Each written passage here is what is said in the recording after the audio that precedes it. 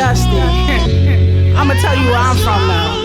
I'm from the places and the spaces where the metro don't boom through. You have Crown Me Now, and you actually have an EP kind of tagged on to Crown Me Now. LEP, spelled E-P. More than dust, follow us. Habitats often create habits. Bad buzz, bad connects often make static. What's up, y'all? It's your girl, Kim Marie. I'm here with, and we are definitely here with Yasmin, Miss Yasmin Bonita. Bad news couldn't even make the iPhone. Welcome back to this episode of The Block. I am Bo, and this is your girl, Kim Marie. And we are here with the Jungle Riders today, where we're going to sit back and dive into the car world. Official, product baggies and pistols. Never show them your stats like the lotto, how they hit you. I surround us, watching the people around me do rap. For instance, like Carolina KG. Agitators, I send them to get sorted. Flavor is now or later. For the most part, driving, making beats, shooting photos. Every once in a while when I get a chance, we here. We here. Clipping it about a 60 to flash. San Diego to charge, no attempting. And we're here today with Miss Reiki Ring. And we're here today to discuss what it takes to be a Reiki. Clean, my reputation precede me. Walk with me, not beneath me. Feed them that don't feed themselves, they just become greedy. They stop working, but they only go for like $50 on Amazon. Just like $5 for Amazon. I was going to use it as like a first person view mode to fuck when I'm fucking like. And then run back. Cause some money like cancer keeps the opposition pessimistic, cause I carry tech and Smith. Drawing of him, he liked it, and then he commented on it, and he was just like, hard as fuck. Like, yeah, it's hard. Yeah. But I pull up, give you definition, keep it real, my mechanism. You mean the vague? I knew everybody. You have this sense of community, and when I went to Charlotte, I didn't have that. And so I really struggled. That led me down to, if I'm being real, depression, anxiety. It was the first time I had to go and see a therapist. Well, for the money, want the fame. Play the block, get money, stay relevant, the name. This dude, and I feel like a lot of people might know this famous group that came out back in the day.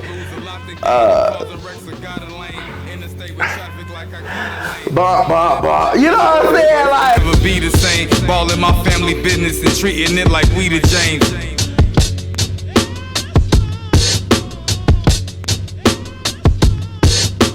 Alright, welcome back to The Block, Season 3. You got your boy Snipes, and I'm here with my man O, filmmaker, beat producer. We just got a lot of stuff going on, man. I'm gonna let him tell him a little bit about it. What's going on, man? Man, chillin', bro. How you been? I'm good, man. How you? Welcome to The Block. man, I'm glad to be here, man. Right. Yeah, I thought it was gonna rain today, boy. It was looking a little iffy out here. Yeah, it do, boy. We good, man. Yeah. So what you been up to, man? And you know, man, right now it's truck life, bro. So life. I'm on the road every week. You know, home on the weekends. I was able to, get some time to come down here and chop a job, but yeah, for the most part, driving, making beats, shooting photos every once in a while when I get a chance. But we here. Yeah, we here. We definitely here, man. But like I said, welcome to The Block, man. Yeah, man. So, tell us, where you from? You from Lexington? Hell yeah, well, this right here is pretty much home base. Technically, you go down here, Pine Street, back down the road. Damn! Like his face already been there. The hell, boy, don't look at me. He made that like a dime piece. Becky, man, you better go on home, man. I know, boy. I ain't gonna say that too. Damn. Todd smoke weed. Come back. We get this clip. I ain't gonna say that. I swear. McDonald's. Is it? That's what I had. On East First Street, born and raised. Yep, all the way up through high school. After that, got up out of here. But yeah, this home right here. Okay, there. So, let's get at your. What prompted you to producing, man? Man, I tell you what. Way back when I was like 13, 14, my cousin, she had a boyfriend who made beats, and his setup was old school. Bruh had a beat, a TR-808 beat machine, had a tape deck, and he had the old school setup. But what got me was this nigga, he took a Looney Tunes cartoon tape. You put it in the VCR, you ran it for a little bit, sampled the Looney Tunes joint, and made a beat off of that. I was sold for the rest. And that's kind of how I got into the journey. And then, you know, throughout school, I started beatboxing during beat battles at lunch, ciphers during bum threats. That's some Mexican shit right there. And it just pretty much just took from there. So, you know, after I kind of got the gist of, you know, rhythm and all of that stuff, I found a few programs and it was a wrap. Okay then. So with all that, what would you say fueled your growth to being the man that you is today? You know, being influenced by local hip hop, especially, you know, you got OGs like Mr. Mike now, a few other guys, you know, forgive me, I can't remember their name, it's been so long ago, but seeing them guys rap, and they always use beats that wasn't theirs, like it was industry beats or whatever, so I'm like, you know what, I already know how to do this, man. It might be pretty dope if I create some stuff and give it to them and let them rap on my stuff, and then listening to hip hop, Busta Rhymes, Dre and them, Jay-Z. So the production and all of that stuff just kind of kicked in, and I guess you could say just the love for it just propelled me to the next level, and I just started stacking on top of that and just kept pushing. Okay, yeah. All right. How many beats would you say that you done? How many beats I've made since then? Yeah. Bruh, I gotta be at least on beat 10,000. And bruh, I promise you, I done blew up like 4 computers. Okay, so lost beats and all of that stuff. All right, so what, you know, being with the beat producer, what are some of the struggles that you overcome to? So, what prompted you to the art of producing? Man. What got you started? What? Shit, I had a cousin who had a boyfriend who made beats. My man was janky with it. Had a VCR, had a TR-808 beat machine. He had some wires and he had that shit rigged up. But what really sold me was when he had the cartoon tape. It was some Looney Tunes shit. And everybody know the theme song to the Looney Tunes, so ran that in. He sampled that and he made a beat on the spot. Ever since then, that kind of like, you know, raised my antenna. I'm like, okay, that's pretty dope. I might want to try some shit like that. So that happened. Didn't have no money. Next best thing I had was beatboxing. So shit, beats, beatboxing, shit. I know some niggas that rap.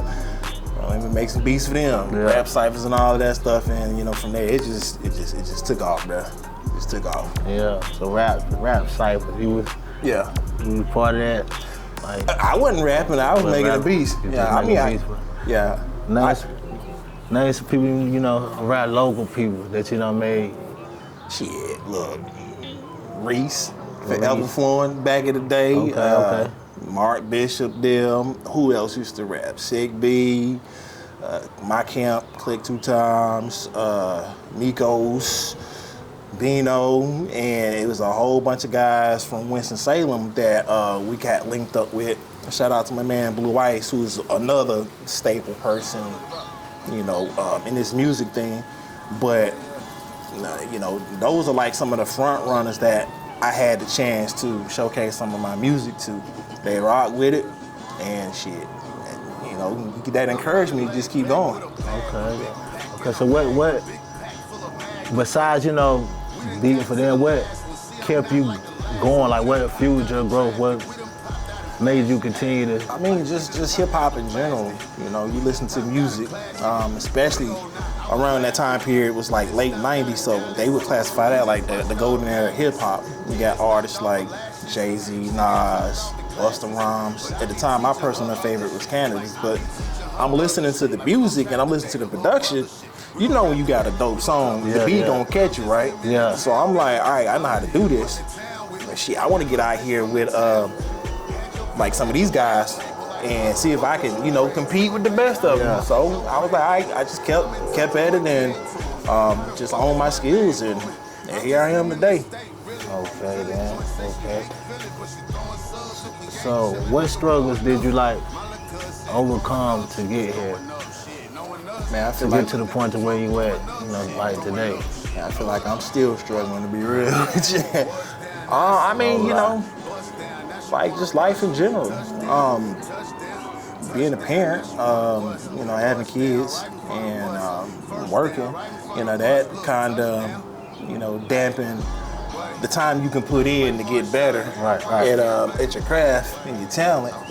So that was always the thing. It was a beautiful thing. I'm a family man, love my kids and whatever, and it was always there. But I guess you say overcoming a struggle is just life in general, which I really wouldn't say it's a struggle. It's more like shit just happens and you just gotta learn how to adapt to it. Right. All right. So like music, like dealing with your, with making beats for people. Have you ever like end up getting into it with one of your homeboys, or y'all end up because you might have made stuff with one person, or I wouldn't say how you ever been involved in any rap battle, diss beats, or Man, I wouldn't even call it a rap beef, but we had a situation with Badlands. Shout out to Philly, Els, and all of them boys. Ain't no hard feelings with them nowadays, man. I tell you the truth, but I really don't even remember how that shit started. I just know I was at the crib and shit just transpired the way it was. But I'm old, so the clique can probably tell you, man. I don't even remember, but 3. Yeah. Okay, so it's me, Odell. Go ahead. Message. Keep that. All right, so it was me, Odell, Jay Curry. Wanted to start a group of producers, and we were dope. And we wanted to make dope music for the city. We started bringing artists in, we started bringing more producers in, and that's how we became Beatdown.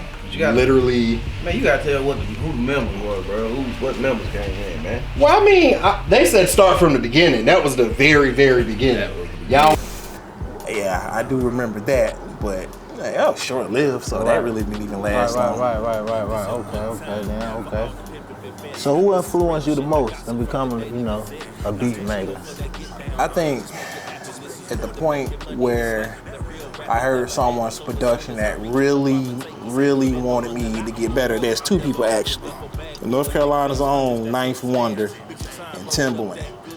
So if a lot of people don't realize that Ninth Wonder is from Winston-Salem, which is, just a few miles away from here. Right. He went to Central, linked up with, Big Pooh, Fonte. They formed Little Brother, and that music started dropping, and I caught wind of that.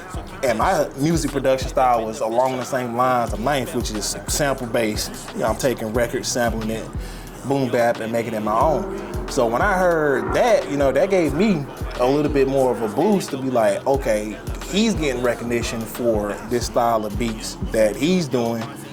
So I'm gonna continue to do what I'm doing and try to align with what he's got going on. Right. So it's him, and then there's Timbaland. Timbaland is the GOAT. Just period. That's the GOAT. So you still feel like that to today? Hell yeah. Why? Look. I ain't gonna say he like he used to, cause his sound was pinnacle then. But some of these new guys out here, boy, they cold. Just as cold as them. They good. Got some good ones out here, man. Yeah, some good ones out here. All right, so not only do you do the music producing, you also deal with the filming, right? Yeah. All right, so talk a little bit about that, man. So I kind of stumbled onto filmmaking, if you will. Shout out to Curry, Cuzzo, So you was or are still a member, a former member, or a member of a group? Still is, yeah. Beatdown. Shout out to the game, man. Beatdown, the origin story, man. Originally, it was my boy Bino, my boy Mario, Jay Curry, J.O.B, Nico's, Click 2 times. And then we added 2 members later on down the road. That's like years later, but that's the original cast of the squad. But man, just some guys I know from around the way, we all got a musical talent, and we just linked up. And at the time I had my apartment right off of Pine Street, so niggas would come up and shit. I had the beat making shit, and we're just making music, and we just been rocking out ever since. Okay. So y'all still making music, y'all? Every once in a while, whenever someone has an urge to do a track, it'll pop off. Like maybe a month ago, my man Bino, I still to this day send everybody tracks, whatever, hoping to re-spark that energy that we had when we was younger, because they still got it. Like they still send stuff that letting me know that they can still display their penmanship and they can still kick it off. But for the most part,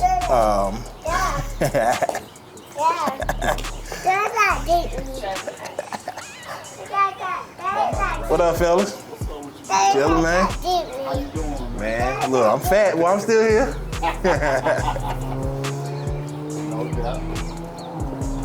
All right, what you was at? Let's go to you. Hey, bro, get your nephew, boy. Look, hit him in the thorax, boy. He'll turn around. All right. Oh, boy, hey, I'm about to run your little shit. Come on, man. Go to your uncle, man. His mom, I think she in the car, bro. All right, what you was at sending you? Yeah. So yeah, the fellas, man, they still send songs every once in a while. Like I was saying a couple of months ago, me and my boy Bino, I was working with another artist from Asheboro, so I sent him a track. I want Bino to get on it, and we was in the studio, we recorded some stuff. But yeah, man, they still got it, man. They still rapping. They're a little bit, older with it, so it's not as important. But yeah, they still got it, bro. Okay, man. So not only is you beat producer, you do filming as well, right? Yeah. Yep. Get into a little bit about that, man. So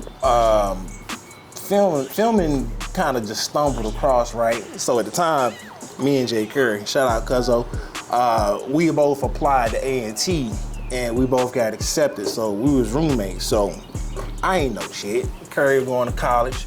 I wanted to go to college too, so I'm looking through the curriculum to see if they got anything out there closely related to making beats or whatever. So I sound ignorant telling this story, but I ain't know no better bet. I call administration. I'm like, hey, y'all got a career path where I can make music? The lady, she's like, nah, but we got something that's sort of similar. It's called broadcast production. I'm like, shit, I got computers and all of that stuff. Well, like, sign me up. So I got there, got into the major, met a few people who was actually doing film stuff, and I got a chance to use one of the school cameras, and I fell in love with it. And shit, I'm like, well, shit, I can pad this up with music, shoot videos, music videos, and from there I just hung around people who did it and got my skills up, and shit, here I am making films and all of that good stuff. Okay, all right. So tell us about your first film festival, right? The experience, how was it like? First film festival, man, I don't even remember the name of that film festival. Actually, it was, I know the guy that we was helping, it was my homie, Kevin Wilson, who is an NYU graduate. He out here, he got shit on Netflix right now.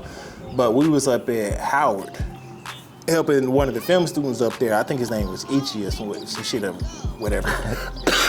And my bad. And we got them started helping him with that.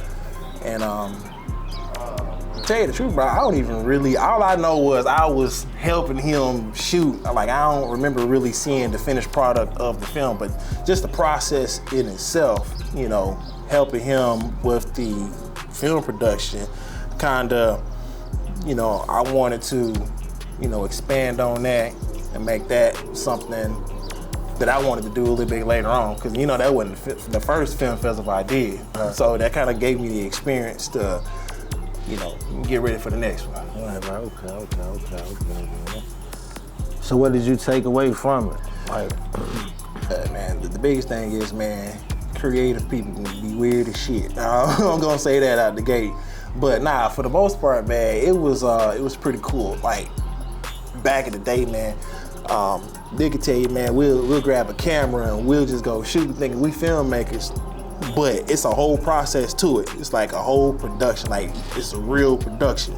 And seeing that there's a team that's behind the whole process and how everybody played their part made the production side more efficient. So when you complete the project and you see what it looks like in the end, you would sit back and be like, damn, everybody put together this dopeness right here. Right. That was the biggest thing that I took away from it, because to this day, I incorporate a lot of those techniques into my productions, and which has helped me film and produce all type of stuff, dope shit, efficiently, you know what I'm saying? Right. So between Hype Williams and Lil X, man, which one would you like? I know them are two of your, favorite. Yeah. Which one would you like to work with?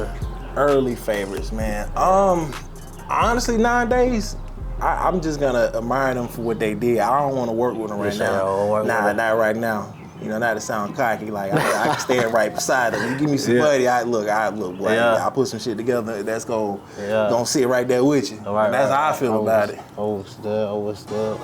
So, man, with all the technology and everything that's coming out, what do you see the future of producing going? Man, we on this AI kick right now. Yeah. I don't know if y'all been paying attention to this Big 3 rapping and all of that stuff. Kendrick Lamar, but allegedly this last track came out, man, was AI generated. Yeah. So they using AI technology now where they can mimic people's voices or whatever. But regardless of that, other than nefarious intent for what other people gonna do, AI is really gonna give producers and artists a leeway into creating music, because you got technology, why not use it? You know what I'm saying? Right. So, so what nomination or reward you received means the most to you? Man, look, can I be all the way 100 real with you? Bro, man, look, I appreciate these nominations, but somebody gotta cut the check. Somebody gotta cut the check, bro. Until I can get one of them paydays where I'm looking at it, it's got a whole bunch of O's on it. Then that's the nomination I'm looking for. Where you working for? A TV station one time? Yeah, I was at Channel 12. Yep, Channel 12 and got fired. Man, that's some bullshit, bro.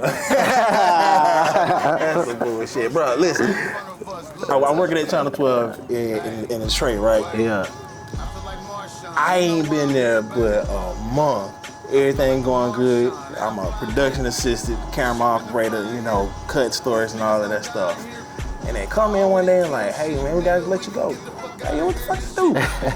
Yeah, your license are revoked and expired. We can't have people in here, because they was training me up to be on the field to go do news stories. And I believe it was a situation that happened in Greensboro like a year or so ago, where there was an actual cameraman who was drunk and he ended up killing somebody. So it was a whole situation with licenses and all of that stuff that just transpired to all news stations in North Carolina. And I kid you not, a revoked license got me fired.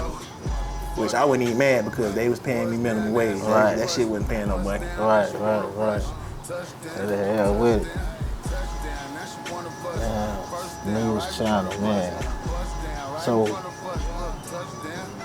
your children are following in your footsteps. Like, how does that make you feel? Like, I think it's a dope thing, man. To be honest with you, I would rather. I'm honored that they want to do something like what Pop's doing. But if they wanted to go down their own career path and do what they wanted to do, I'm gonna support that out the gate. For sure. I think it's pretty dope, because my son, crazy, had no idea that he was gonna pick up a camera. Just one day he was like, yo, Dad. He ended up going to college, and of course he's seen me doing photography and all that stuff, so he was familiar with it. He was filling up for his classes, signing up for his classes, and he saw a photography course. He took the course, and they gave him a camera, and he fell in love with it. So till this day, he's out here shooting. So I'm looking at him progress as a photographer, and I think it's pretty dope. But yeah, man, hey, whatever my kids want to do, I'm gonna support them. Thanks. They all creative. They all creative as hell. But yeah, seeing him do that, it's dope. I'm gonna see what's gonna happen a few years later down the road. Speaking of kids, how many you got? 2 there. Nah, let me stop. I got 3 kids. I got 3, and my wife has a child, so she's pretty much mine. Right. So I got 4. Yeah. Okay then. So, man, one of the realest quotes I ever heard you say, man, was the visuals painted the pictures that are for the song that are being rapped. Say that one more time. One of the realest quotes that I ever heard you say was the visuals painted the pictures for the songs that's being rapped. The visuals painted the pictures for the songs being rapped. For the songs being rapped. Right. Yeah. So, Life won the Alchemist, Pharrell, the Timberland. Do you feel like that? Like those people inspire you, or? Yeah, man. Alchemist just dropped a project a couple of days ago, and I'm listening to it, and the artistry from him rapping on it to the way the sample selection, the way he constructed, it's like it's storytelling with sounds. You know what I'm saying? Right. So when people have an understanding of how they can take sounds and shape them into a story, that right there is gonna be a check off my checklist as being dope. Because it's so many people who make music out here that can use that as an accolade. I make music, but is you making music that I can listen to on repeat. Right. So if you can do that, hey, you one of the dopest. So those artists that you mentioned, those producers that you mentioned, man, they're up there in that higher echelon, because when I turn their music on, I can just press play and let that shit go. All right, man.